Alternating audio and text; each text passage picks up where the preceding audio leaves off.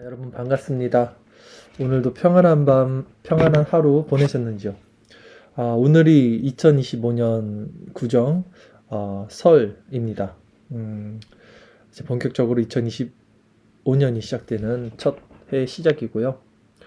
오늘 날씨가 또 많이 추웠습니다.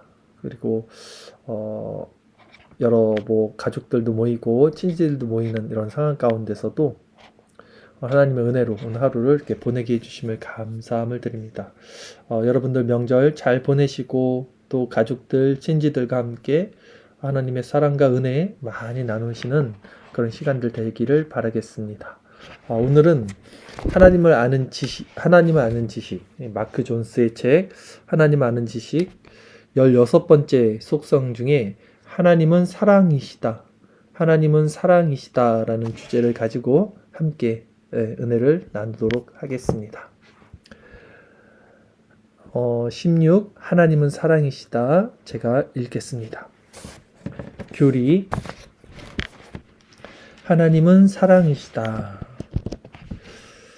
성경은 그 사실을 우리에게 명백히 선언한다. 하나님이 사랑이시다라는 것은 가장 중요한 진리이죠. 기독교에서 말하고 있는 진리이자 어떤 큰 중심축입니다. 아주 큰 명제이죠.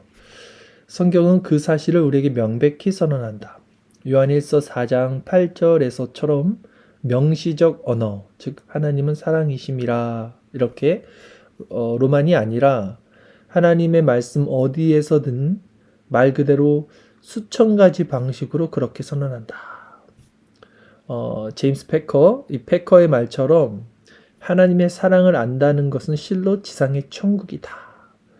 그래서 하나님은 사랑이시다라는 이 커다란 명제를 통해서 우리는 하나님의 많은 속성 가운데서 유기적으로 연결된 하나님의 속성을 누리고 그것을 만끽할 때 그 상태가 바로 지상의 천국이 될 수 있다.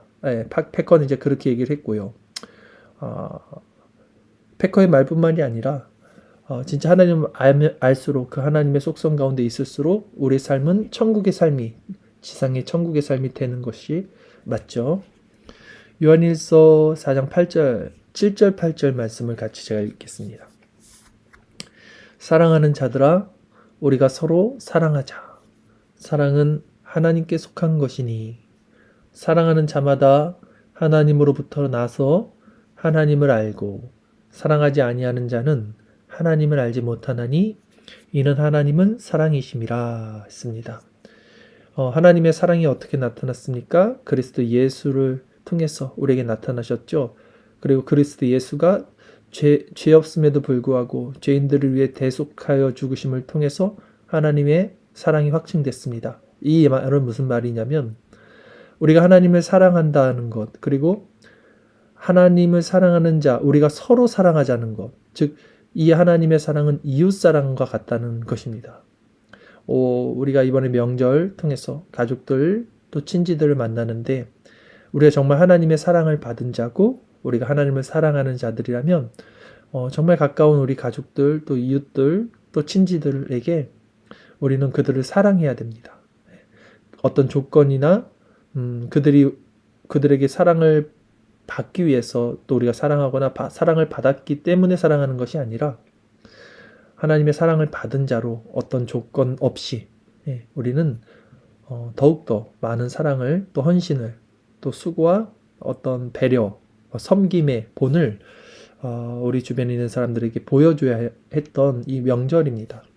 아직 명절이 다 끝나지 않았기 때문에 이 명절을 통해서 오랜만에 만나는 그런 가까운 지인들, 친지들에게 더욱더 하나님의 사랑을 섬김으로써 본을 보이는 저와 여러분 되기를 바라겠습니다. 이것이 바로 하나님의 사랑을 받은 자들의 모습이라는 거죠. 사랑은 하나님께 속한 것이고 사랑하는 자마다 하나님으로부터 하나님을 알고 사랑하지 아니하는 자. 그렇죠? 어떤 우리가 세상에 살면서 아무리 친척, 아무리 친지, 아무리 가족이라도 이기적이고 자기중심적으로 살아가면 분열이 생기고요. 마찰이 생깁니다. 그것은 하나님을 아는 자의 삶이 아니에요. 하나님을 알지 못하는 자는 사랑하지 아니한다 라고 그랬죠. 하나님 알지 못하나니 이는 하나님은 사랑이심이라. 하나님의 사랑은 안에서 생겨나 밖으로 확장되는 사랑이다 했어요. 무슨 말이냐? 인간은 사랑을 만들어낼 수 없습니다. 인간은 사랑할 수 없어요. 인간은 자기 자신만을 사랑하는 죄인이고요. 자기 외 어떤 타인을 사랑하지 않습니다. 가족, 친지, 하물며 자기 자녀까지 인간은 사랑하지 않습니다.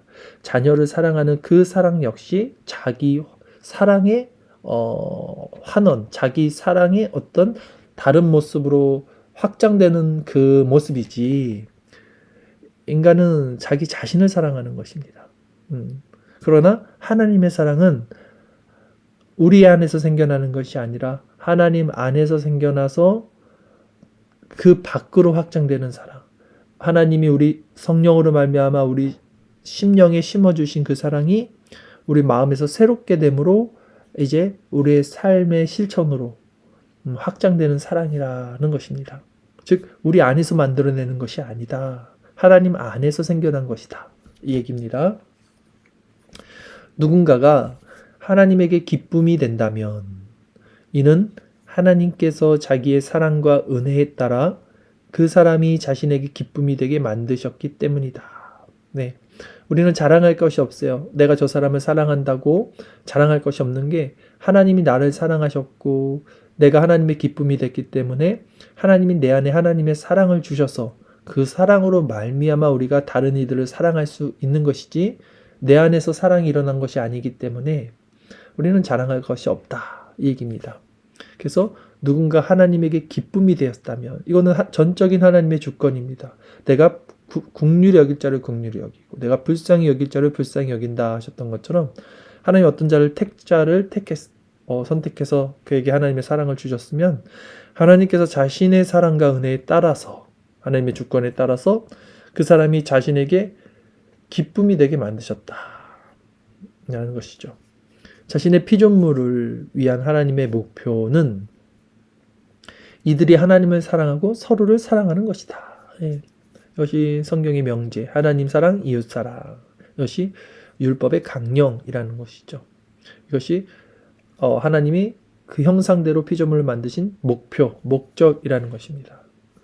왜냐하면 이게 왜 목적이냐? 왜냐하면 우리는 사랑할 때 하나님을 가장 많이 닮기 때문이다.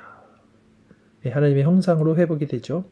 하나님의 사랑, 이 하나님의 사랑이요, 세 가지로 구별되는데 어떻게 세 가지로 구별되는지 한번 보도록 하겠습니다.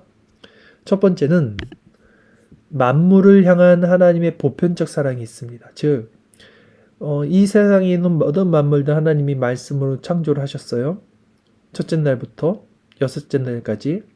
그러니까 모든 피조 세계의 만물들의 하나님의 사랑이 깃들어져 있어요. 그 보편적인 사랑을 얘기하는 겁니다. 이 모든 우주 만물, 하나님의 그 손길이 간 모든 그 지역, 그 영역에 하나님의 보편적인 사랑이 있다는 것이죠. 여호와께서는 모든 것을 선대하시며 그러니까 선하게 대하시며 그 지으신 모든 것에 긍휼을 베푸시는도다. 시편 145편 9절 말씀이에요. 그래서 이 땅의 모든 피조물도 하나님의 사랑을 받고 있는 수혜자다라는 것. 그러니까 하나님의 사랑에 대해서 첫 번째는 모든 피조 세계, 모든 만물이 하나님의 보편적 사랑 안에 누림을 받고 있다. 네, 이것에 하나님의 첫 번째 사랑이 있고요. 죄송합니다. 두 번째 하나님의 사랑은요, 택자와 유기자를 포함해 모든 인간을 향한 사랑. 자, 하나님이 여섯째 날 인간을 창조하셨고요. 하나님의 형상대로 흙으로 사람을 창조하셨어요. 그러니까 그리고 모든 만물, 자연 세계를 다스리라 했습니다. 그러기에 이 피조 세계에 대한 사랑보다 인간에 대한 사랑이 하나님이 더 크다는 것이죠. 천사들도 흠모할 정도로 또 인간의 사랑이 하나님의 형상으로 닮은 그 피조물이기 때문에 이 택자와, 근데 여기서 택자와 유기자를 포함한 사랑이에요. 택자와 유기자를 포함해 모든 인간에게 선을 베푸신 하나님. 자, 하나님은 자신을 미워하고 거부하는 사람일지라도 사랑하시며, 이게 보편적인 하나님의 인간에 대한 사랑을, 일반 은총이에요. 쉽게 얘기하면 일반 은총을 말하는 거죠. 심지어 생각과 말과 행동으로 그런 증거를 드러낼 수 있는 능력까지 허락하신다 했어요. 마태복음 5장 44절 45절 읽겠습니다. 나는 너희에게 이르노니 너희 원수를 사랑하며 너희를 박해하는 자를 위하여 기도하라. 이같이 한즉 하늘에 계신 너희 아버지의 아들이 되리니 이는 하나님이 그 해를 악인과 선인에게 비추시며 비를 의로운 자와 불의한 자에게 내려주십니다. 이 말씀 여러분 잘 이해하시면 굉장히 신앙에 유익합니다. 보세요. 원수를 사랑하라 예수님이 말씀하신 겁니다. 원수를 사랑하라 예수님께서 이제 산상수훈 가운데 말씀을 하셨는데, 여기서 이렇게 한즉, 그러니까 원수를 사랑하고 너희를 박해하는 자로 해서 기도하면 너희 아버지의 아들이 된다 그랬어요. 그러니까 하나님의 아들이 된다 그랬어요. 아들, 히브리인들의 아들의 개념은 아버지와 동일함, 속성을 가진 것을 의미하죠. 즉 하나님의 자녀, 하나님과 같은 그런 형상으로서의 회복을 의미하는 겁니다. 그러니까 하나님이 어떤 분이신지를 우리가 알 때 우리가 원수를 사랑하게 된다는 거예요. 하나님은 거기 있죠. 이는 하나님이 그 해를, 그러니까 태양을 악인과 선인에게 비추시죠. 그리고 비를 의로운 자와 불의한 자에게 내려주심이에요. 하나님은 보편적으로 모든 인간들에게 공통적인 일반 은총을 주시고 그들에게 선을 베푸십니다.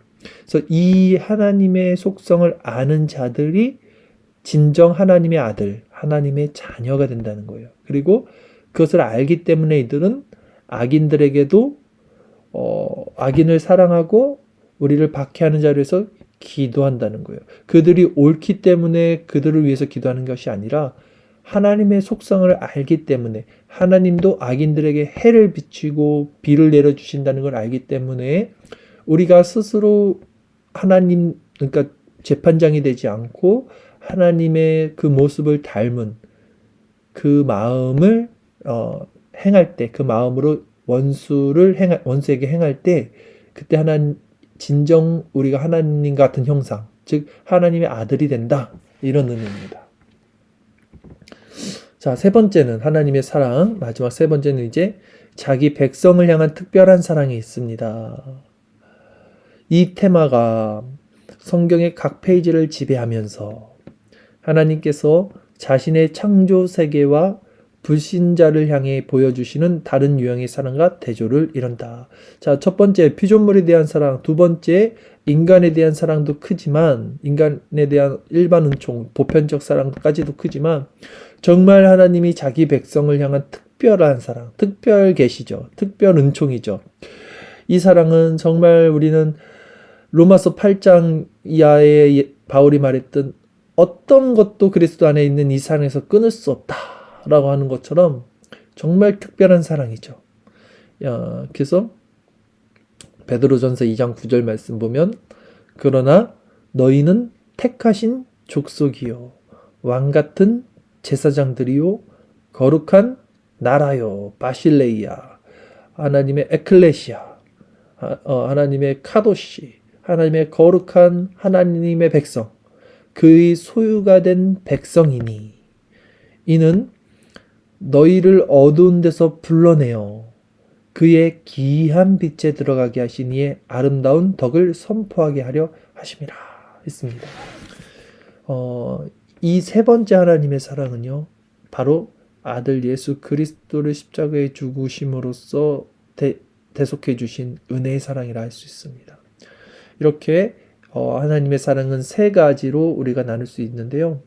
우리는 특히 이 세 번째 사랑에 우리 자신이 있다는 사실을 기억하고 감격하고 날마다 감사하고 그 은혜대로 그 기이한 빛에 들어가게 하신 이의 아름다운 그 은혜, 그 덕을 선포하며 그리스도의 향기를 전하는 자로 살아야 마땅하다라는 것이죠. 그 덕을 선포하게 하려 하심이라는 것이죠. 물 한 잔만 먹겠습니다. 두 번째, 이제는 그리스도에 대한 하나님의 사랑 살펴보겠습니다. 하나님의 아들이라는 선물은 지금도 여전히 하나님께서 주실 수 있는 가장 큰 선물이다. 어떤 의미에서 하나님의 사랑과 관련해 우리가 믿어야 할 유일한 진리는 하나님이 우리를 위해 자기 아들을 주셨다는 것뿐이다. 예, 하나님의 사랑과 관련해서 우리가 믿어야 할 유일한 진리입니다. 오직 예수 그리스도, 그분의 십자가, 그분의 공로, 그분의 의의 성취, 그분의 율법의 순종, 이것이 하나님이 우리를 위해 자기 아들을 주셨다는 의미죠.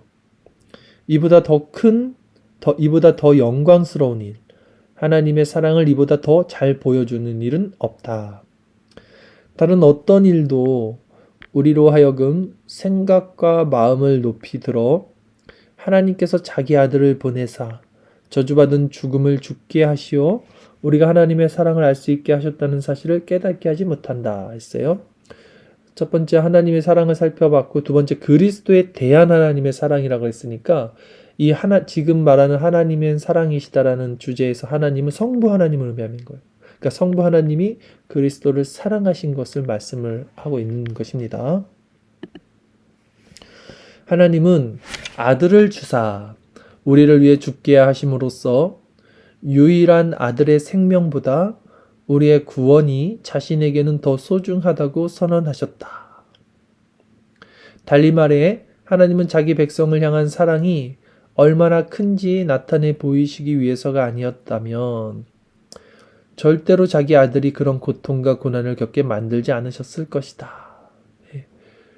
자기 백성을 향한 사랑이 얼마나 큰지 그것을 나타내 보이시기 위해서가 아니었다면 자기 아들을 그런 고통과 고난을 겪게 만들지 않으셨다. 그만큼 자기 백성을 향한 사랑이 크다는 것이죠. 우리 구주께서 겪은 모든 굴욕과 시련과 마음 아픔과 고난은 하나님께서 자신의 사랑을 보여주시는 것이었다. 로마서 8장 32절 자기 아들을 아끼지 아니하시고 우리 모든 사람을 위하여 내주신 이가 어찌 그 아들과 함께 모든 것을 우리에게 주시지 아니하겠느냐. 아멘. 이것이 바로 하나님의 그리스도를 향한 사랑이다라는 것입니다. 자, 세 번째 적용 부분 살펴보도록 하겠습니다. 우리는 하나님의 이 속성을 섬세하게 묵상해야 한다. 어떤 속성입니까? 성부 하나님의 사랑에 대한 속성을 우리는 살펴보고 있어요. 우리를 위한 하나님의 사랑을 알게 되면, 우리를 향한 하나님의 사랑을 알게 되면 타인을 대하는 우리 자신의 태도가 달라질 것이기 때문이다. 제가 첫 번째 말씀을 드렸듯이 하나님의 사랑을 알게 되면 원수를 사랑하게 됩니다. 그것이 하나님의 사랑임을 알죠. 하나님의 보편적 사랑, 일반 은혜, 선인과 악인에게 해를 비춰주시고 비를 주시는 하나님을 알기에 하나님을 그 아는 지식이 타인을 대하는 우리 태도를 변화시킨다는 거예요. 다시 말해 하나님과 그리스도께서 지옥에 가야 마땅할 죄인들, 본성적으로 하나님을 싫어하는 이 죄인들에게 마음을 두셨다면, 하나님이 지금도 참고 계시고 지금도 하나님이 원하시는 것은 그들을 멸망으로 이끄시는 게 아니라 그들이 회개해서 돌아오기를 바라신다고 성경에 써 있죠. 그래서 하나님을 싫어하는 그 죄인들에게도 지금 하나님의 오래 참으심으로 마음을 두셨다면 우리가 그들을 향해 어떻게 하나님과 다른 태도를 보일 수 있겠냐는 거예요. 우리는 불신자들을 사랑하되 말뿐만 아니라 행동으로 그들을 설복시켜 그리스도 안에 있는 하나님의 사랑으로 이끌고자 하는 그런 사랑으로 사랑해야 한다. 자, 여기서 너무 중요한 말씀을 잠깐 드리도록 해볼게요. 오늘 우리가 지금 적용 부분에서 무엇을 배웠냐? 불신자들에게 우리는 하나님의 사랑을 전해야 된다. 불신자들도 우리는 사랑해야 한다. 그것이 하나님의 일반 은총에 대한 교훈이다. 이렇게 이해를 하고 있는데, 그럼 우리는 어떻게 불신자들에게 사랑을 전해야 하는가에 대한 방법론적인 건 우리가 다시 한번 정립을 해야 될 필요가 있다는 것이죠. 불신자들을 사랑하되 말뿐만 아니라 행동으로 그들을 설복시켜라 그랬어요. 행동으로 그들을 설복시켜.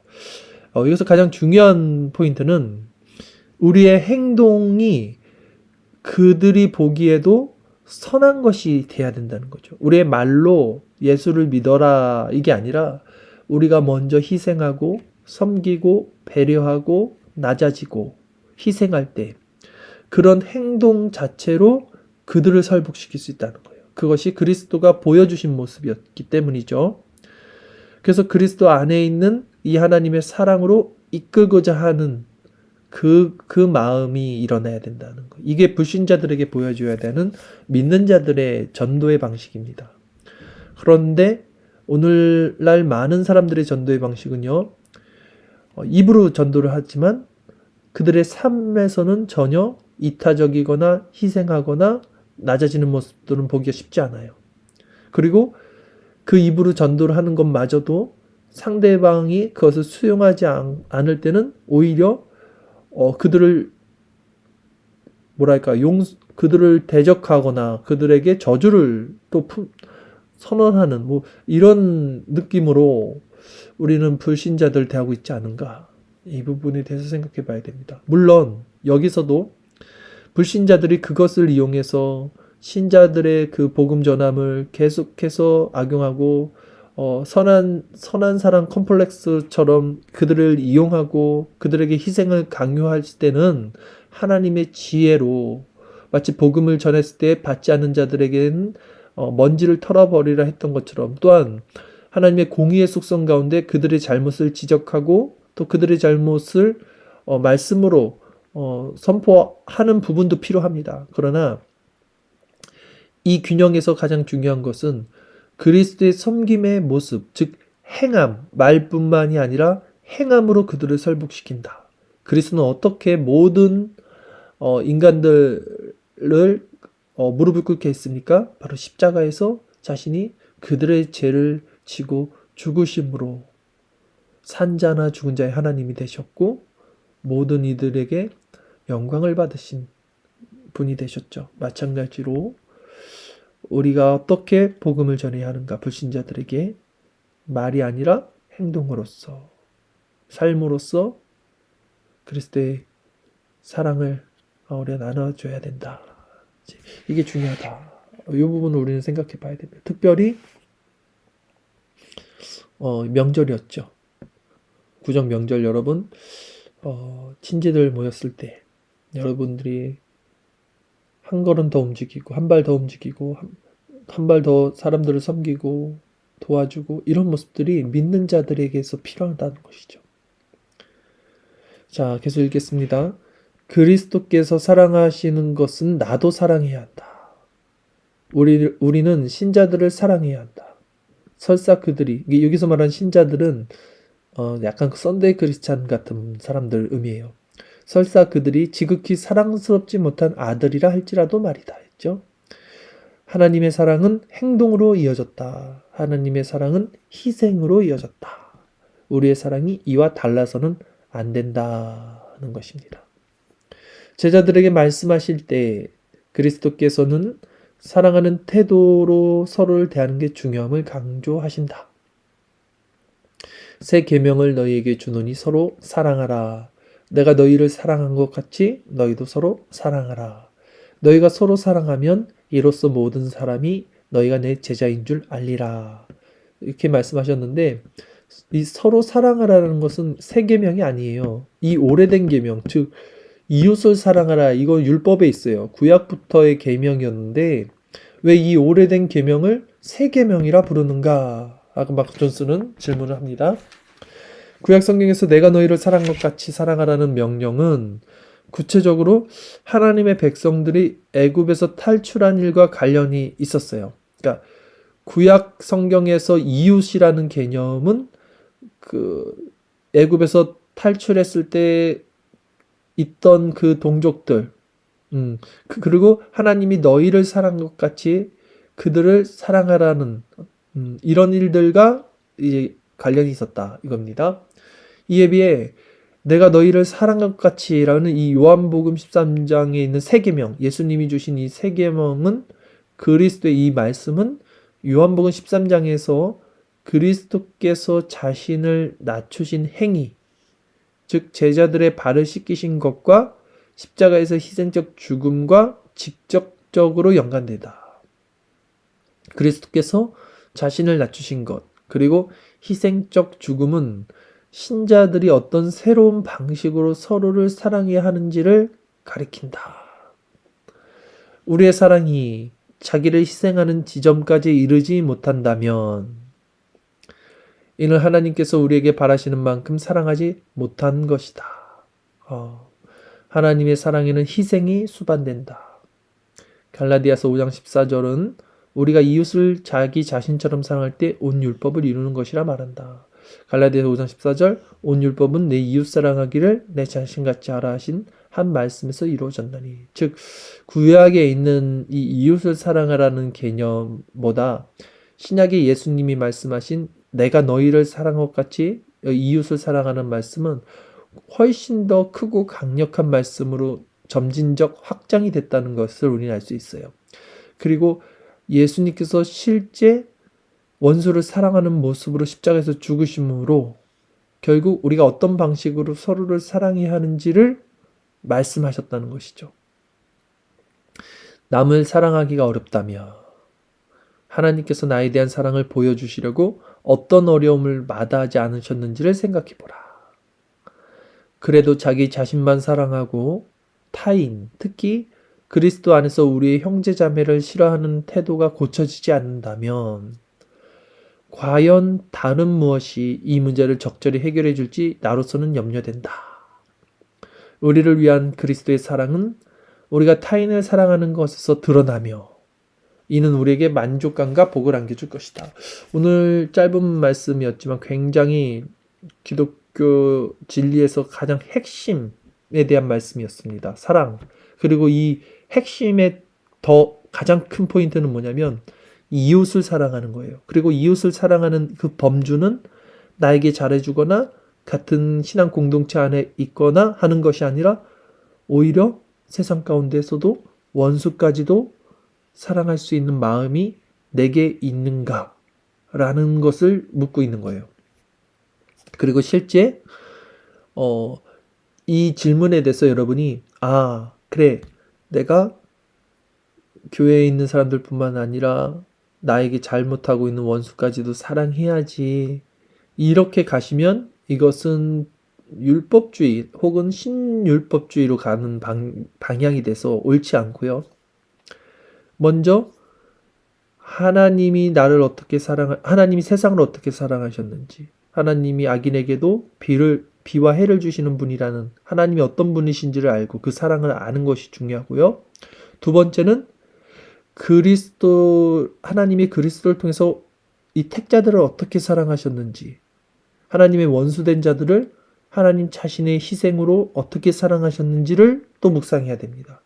그래서 성부 하나님과 성자 하나님, 그리고 이 모든 사랑을 우리에게 적용하시는 성령 하나님께서 역사하실 때 진짜 우리 마음 가운데 나에게 잘해주는 사람뿐만이 아니라 악인에게도 선을 베풀고 악을 악으로 갚지 않고 모든 이들에게 그 하나님의 사랑을 이렇게 선포하는 이런 마음이 여기서 일어난다는 거죠. 그리고 이것이 하나님의 자녀의 가장 중요한 핵심 기준이자 특징입니다. 오늘 말씀을 여러분 꼭 마음에 또 되새겨 보시고요. 내가 정말 하나님의 형상으로 그분의 마음을 받아서 이런 본성의 변화가 일어난 자인지, 이것은 노력으로 되는 게 아니라 본성의 변화입니다. 내 안에서 하나님의 형상으로 변화되는 그 은혜가 있는지를 점검하시고, 그것이 없다면 다시 한번 하나님이 어떤 분인지를 묵상하시고 그리스도께서 행하신 일이 어떤 일인지를 묵상하시며 성령을 의지해서 구하는 이 밤 될 때 주께서는 우리 모두에게 그분의 사랑으로 말미암아 이 사랑을 모든 세상에 빛과 소금의 역할로서 나아가서 우리를 해치려는 그 악인들, 원수들에게까지도 전할 수 있는 자들 다 되게 해 주실 줄 믿습니다. 우리 이 밤에 이 마음 가지고 함께 기도하며 나가도록 하겠습니다.